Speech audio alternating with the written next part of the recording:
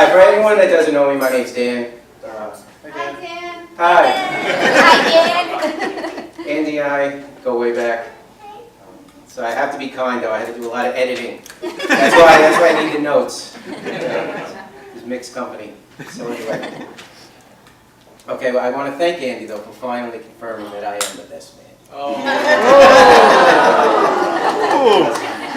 It's great to see everyone here enjoying the wedding, and being the best man, you get to see behind the scenes. The hissy fits, the tears, the mascara throwing, lipstick getting smashed.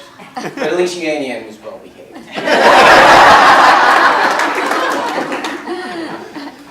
If you look around, you can see there's no expense was spared for this celebration. You know, it started yesterday and continues. If you hear any kind of strange noises, you know, it's not coming from me. It's Andy's wallet growing in agony. We also have a good friend of ours, Kevin, over there. We all grew up together in this little town of Bohemia.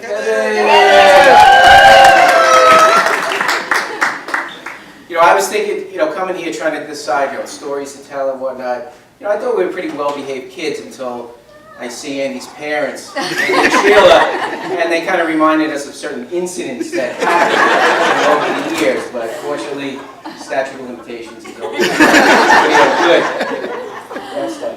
So anyway, you know, growing up, you know, we lived kind of out of the way. You know, we had a state park as our backyard. We had woods everywhere, so we used to roam the streets and, you know, just looking for little adventures. You know, and we found a few along the way.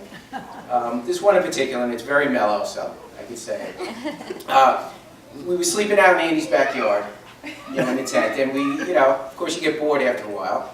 So we started doing some pool hopping in the neighbors' pools. You know, we didn't get caught, so that's always a plus. And then there's this one particular house. We used to, the Ironmans, say that now. We used to call their house on the phone, and this is before caller ID, so they didn't know who it was. And if they answered the phone, we'd hang up, and if they didn't, we'd go in their backyard because they had a trampoline. Nobody had trampolines back in that day. So this one particular night, after we did a pool hopping, we snuck into Andy's house, we made the phone call, they didn't answer, so we all go over there. And you know, I was consider myself considerate, so I took my sneakers off. They're brand new Nikes, you know, it's my Nike joggers. Never forget. My mother just bought them for me. So we all jump on the trampoline, we start going. We don't have two bounces. When the back door flies open, out comes the father and son, and we took off. I had to leave my beautiful sneakers behind. And as we run into the backyard, they had this fence with this big gate.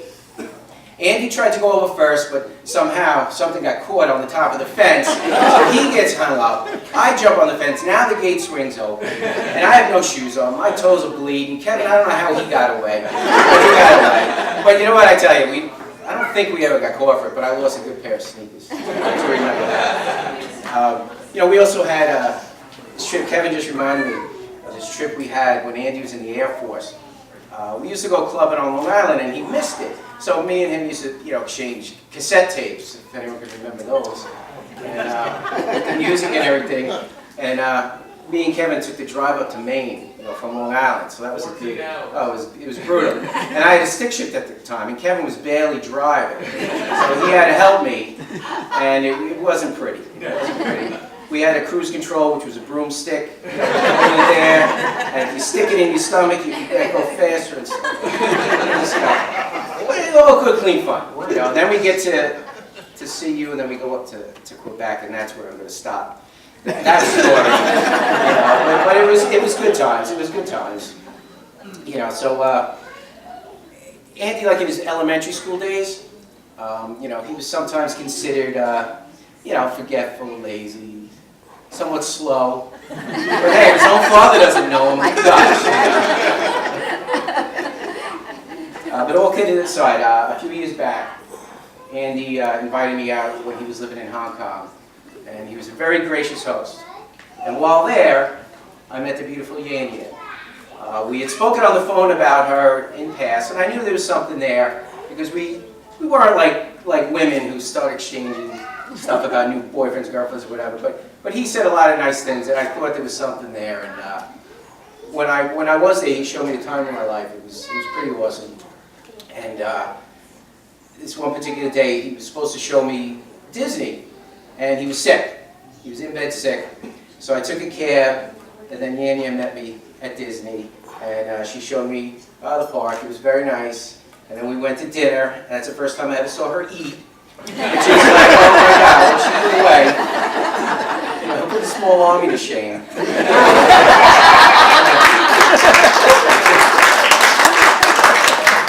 But while we're there, we had she was grilling me. We're trying to get into the head of Andy Anderson, which is not an easy thing to do. And we talked, but obviously somehow she got out of me, or I got into you, and you know, here we are. Thanks to that, somehow something worked with that. But let's see. Yeah, so I think there's like so many things, you know, that I want to say, which I'm not going to because a time thing. But what I do want to say, I want to give you the Irish toast. May the road rise to meet you. May the wind always be at your back. The rain fall soft upon your fields, if you have fields. And may, until we meet again, until God holds you in the palm of his hand. Everyone raise their glasses, please. To Andy and YanYan, God bless. God bless. How about that, ladies and gentlemen? Let's hear it for the best man.